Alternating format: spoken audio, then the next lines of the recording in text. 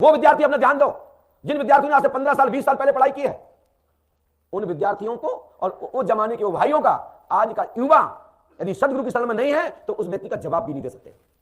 उस जमाने की विद्या और आज की विद्या में यही परिवर्तन है और यही फर्क है। विद्या अनुशासन से प्राप्त होती है, ज्ञान अनुशासन से प्राप्त होता है। ज्ञान चाटुकरता से प्राप्त नहीं होता, ज्ञान चोरी करने से नहीं मिलता, ज्ञान अनुसरण करने से प्राप्त होता है। और सदगुरु के पग चिन्हों का स्मरण करते हुए गुरु के चिन्हों पर चलने पर ही ज्ञान शक्ति प्राप्त होती है। चाहे वो गुरु जीवंत हो, चाहे परम योगी परमात्मा में विलीन हो, यदि चाहे तो प्रतिमा से भी शिक्षा प्राप्त कर सकता है अंतर्मन से। जैसे कि मोबाइल में ब्लूटूथ को जोड़ने के बाद मोबाइल में आने वाली हर कॉल्स, मोबाइल में हर आने वाले रखने वाला डाटा आप बोलते ही आपके कानों में बिगड़ लाइन के भेज देता है, ऐसे ही मूर्ति से भी संबंध जुड़ जाता है। एक सज्जन बोले कि महाराज जी आप जब भी पे आते ही आप भक्तों को आशीर्वाद देना चाहिए, आप जाकर के एक प्रतिमा, पत्थर की प्रतिमा के सामने हाथ जोड़ के खड़े हो जाते हो, इससे आपको क्या मिलता है?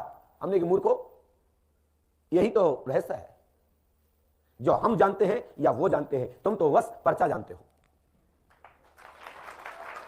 हाय आज हम सामने बैठे होते, हमारी गोदी में गिरगा होता तो हम हो जाते, गिर कैसे जाते? हम वही तो कर जाते, ध्यान दियो, लिख के तो ले आए। आपने कभी मिस्टर इंडिया फिल्म देखी? उसमें एक चोरी कर लिया गया हनुमान जी की प्रतिमा को। एक पिक्चर और भी देखी थी हमने, उसमें कौन सा हीरो है, उसको मूर्ति में हनुमान जी निकल के जाते हैं। हाँ राइट, अब थोड़ा थोड़ा देखते हैं लेकिन हम जानते नहीं ज्यादा। उसमें भी यही होता है, गायब हो जाता है। वो घड़ी का कमाल होता है, हमारी घड़ी है, हमारे टाइमर्स है श्री हनुमान जी फंडोकर सरकार। हमारा जो टाइप है वो श्री हनुमान जी फंडोकर सरकार से है। और हमारा दरबार का जो हमने प्रार्थना की, प्रभु जब तक दरबार में बैठे रहे आप कहीं जाना मत, नहीं कहानी उलझ जाएगी। वो कहते चिंता मत करो, हम कहते ठीक है तो मैं जाऊंगा, कहते जाओ। फिर मैं आता भाई ध्यान रखना तुम्हारे पास बैठ रहा हूं, आगे कहीं भूल जा मत देना। वो कहते बैठ जाओ, तब फिर मैं कहता चिंता मत करो मैं आ गया हूं। हमारे मंच पर आने से जाने तक का एक एक लॉजिक है, किसी ना किसी लॉजिक से मैं मंच आता हूं, सरकार के पास जाता हूं और वापस फिर वही जीने चल के आता हूं और फिर दरबार को नमन करता हूं और उसके बाद आशीर्वाद के लिए गुरु आशीर्वाद, जो शिष्य हैं दीक्षा प्राप्त हैं उनको आशीर्वाद प्रदान करते हैं। बाकी जो गुरु मानते हैं उनको भी करते हैं, आशीर्वाद देते हैं। जो नहीं मानते उनसे कहते चिंता मत करे, हाथ देख तेरे गाल में खिलाना तो टेढ़ा हो जाएगा। दो हाथ से बोलते हैं चिंता मत करो साधुवाद, और जब एक हाथ करते हैं तो आशीर्वाद का होता है। और नास्तिकों से कहते देख इसको क्या कहते हैं, बोले हाथ, तो जहां घला तो क्या होगा साफ।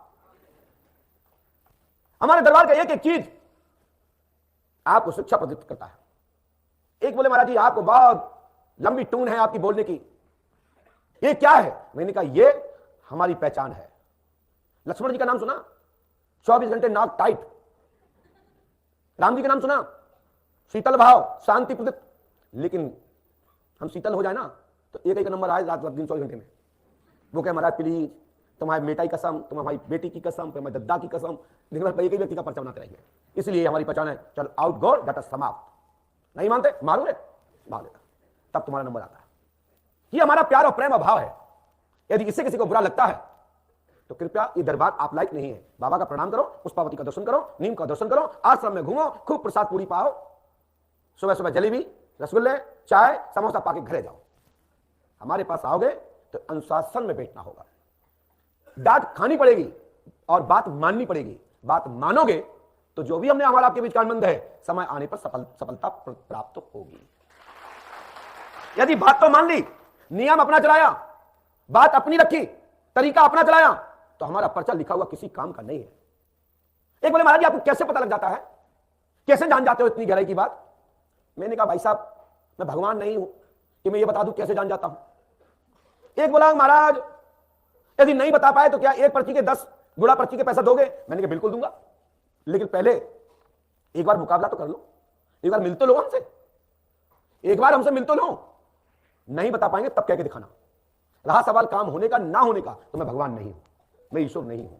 जो गुरु कृपा से प्रेरणा मिलती है वह बता देता हूं। जैसे डॉक्टर सोनोग्राफी देख के दवा लिख देता है, अल्ट्रासाउंड देख करके दवा लिख देता है, आपकी अन्य रिपोर्टें देख करके दवा लिख देता है, लेकिन खाना आपको पड़ती है, परहेज आपको करना पड़ता है, तब लाभ मिलता है। डॉक्टर की दवा रखने मात्र से, घर रखने मात्र से काम नहीं होता।